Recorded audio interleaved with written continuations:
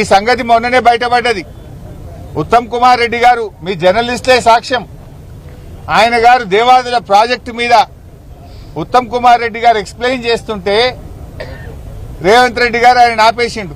పాపం ఆయన పరిస్థితి దయనీయంగా అయిపోయింది ఉత్తమ్ కుమార్ రెడ్డిది. ఉత్తమన్న నువ్వు జరాగు ఈ ప్రాజెక్టు మీద కడియం శ్రీహరి గారికి బాగా తెలుసు, ఈసారి రివ్యూ చేస్తే కడియం శ్రీహరిని పిలుచుకో అంటుండు. అంటే నీళ్ల మంత్రికి ఏం తెలియదని చెప్పకనే చెప్తున్నాడు. ఉత్తమ్ కుమార్ రెడ్డికి ఏమీ తెలియదని రేవంత్ రెడ్డి గారు మీడియా సాక్షిగా వరంగల్లోనే చెప్పిండు. ఉత్తమ్ కుమార్ రెడ్డిని ఇజ్జత్ తీసేసిండు. నీకేం తెలియదు, ఈ ప్రాజెక్ట్ గురించి కడియం శ్రీహరి గారికి తెలుసు, ఆయన్నే పిలుచుకో అంటాడు. ప్రాజెక్టు గురించి నీ మంత్రినే నువ్వు మాట్లాడనీయలేదు. రేపు అసెంబ్లీలో మాకు మైక్ ఇస్తావా? నువ్వు మమ్మల్ని మాట్లాడనిస్తావా? అందుకే నేను ఒకటే షరతు పెట్టినా, కెమెరా తిప్పొద్దు, మైక్ కట్ చేయొద్దు, మాట్లాడదాం. పట్టు ఎవరేం చేశారో మాట్లాడదాం. రాష్ట్ర ప్రజలు చూస్తారు, ప్రజలే న్యాయ నిర్ణేతలు. చర్చిద్దాం. నువ్వు చంద్రబాబుకి ఎట్లా దాసోహమైనవో, మేడిగడ్డను, సమ్మక్క బ్యారేజీని, దేవాదులను పండబెట్టి ఆంధ్రాకు నీళ్లు కిందికి ఎట్లా వదులుతున్నావో, నల్లమల్ల సాగర్ కు నీ చీకటి ఒప్పందాన్ని బయట పెట్టడానికి మేము సిద్ధంగా ఉన్నాం. ఎప్పుడంటే అప్పుడు రెడీ. దమ్ముంటే అసెంబ్లీ పెట్టు, మైక్ కట్ చేయకు. ఇవాళ రేవంత్ రెడ్డి గారు ఈ డేట్లు పెట్టుడు, డెడ్ లైన్లు మార్చుడు, ఊకే బీఆర్ఎస్ మీద పడేడ్చుడు కాదు.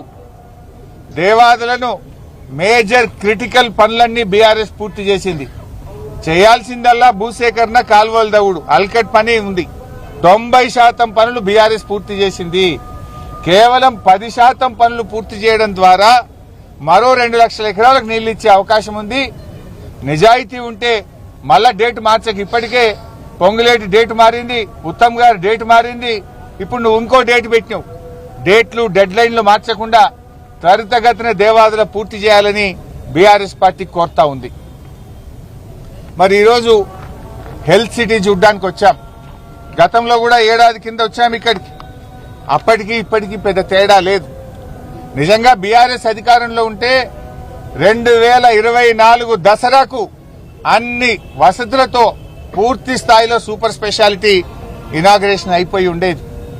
కానీ కాంగ్రెస్ వచ్చిన పుణ్యమాని హెల్త్ సిటీ పనులు అటకెక్కినాయి. రేవంత్ రెడ్డి గారి ధ్యాసంతా ఫ్యూచర్ సిటీ.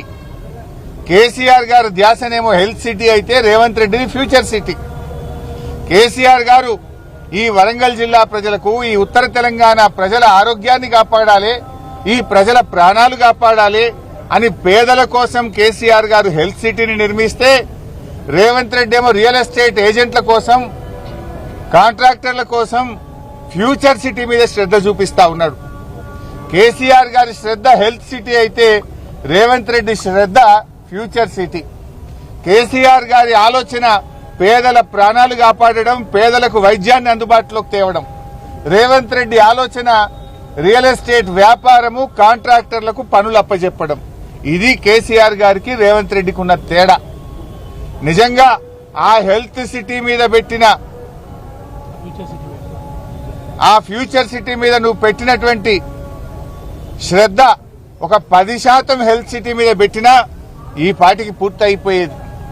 నిజంగా చెప్పాలంటే ఇది ఈ ఆలస్యానికి కారణం ఇండెసిసివ్నెస్, నేరపూరిత ప్రభుత్వ నిర్లక్ష్యం వల్లనే హెల్త్ సిటీ పనులు ఆలస్యమైతా ఉన్నాయి.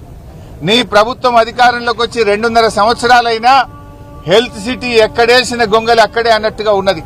అప్పటికే 24 అంతస్తులు కేసీఆర్ గారి స్లాబులు కూడా వేసిపోయినాం మేము. కేవలం ఫినిషింగ్ వర్క్స్ చేయడానికి 2.5 సంవత్సరాలు కావాలా? 2.5 సంవత్సరాల నిర్లక్ష్యం దేనికోసం? ఇవాళ చాలా పనులు తొలగించారు. ఆనాడు కేసీఆర్ గారు పేషెంట్ అటెండెంట్ల కోసం ధర్మశాల నిర్మించాలంటే ధర్మశాలను సగానికి సగం తగ్గించారు. క్యాంటీన్లు తీసేశారు, ఎలివేషన్ వర్క్స్ తగ్గించారు, రోడ్ నెట్వర్క్ ను తగ్గించారు, అనేక ఎక్విప్మెంట్ ను కూడా ఆసుపత్రిలో తగ్గించే ప్రయత్నం చేస్తా ఉన్నారు. నేను అడుగుతున్నా, ఎందుకు? మనం ప్రజల కోసం పనిచేయాలి గాని కేసీఆర్ గారికి పేరు వస్తుంది, ఈ హాస్పిటల్ కేసీఆర్ గారు కట్టిండ్రు అని దీని మీద నిర్లక్ష్యం చేయడం నీకు తగదు రేవంత్ రెడ్డి.